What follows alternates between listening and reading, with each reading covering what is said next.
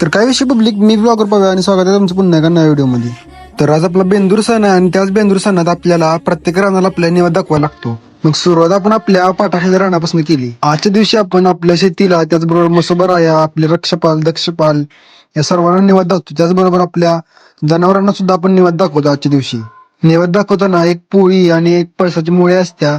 ती पळसाची मुळी आता इथं आपल्याला ठेवायला लागते.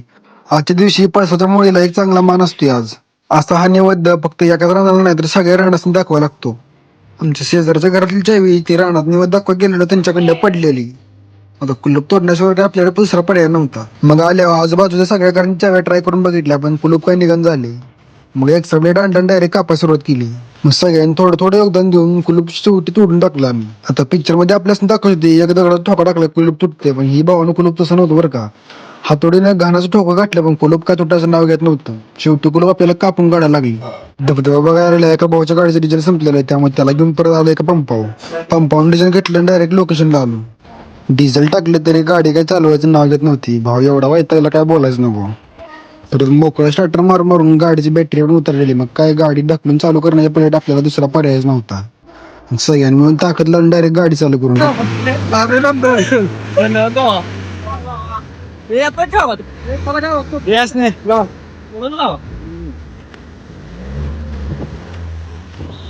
गाडी सुरू झाल्या. भाव एवढा खुश झाला काय बोलायचं, डायरेक्ट नाचायच लागला.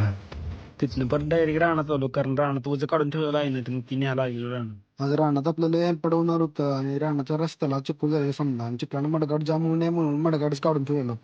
आज बेंदूर असल्यामुळे बैलांच्या आणि खोंडांची रॅली निघणार होती. त्याचबरोबर डीजे पण बोलवलेला आणि तीच बघा आम्ही वाघरीत निघालेलो.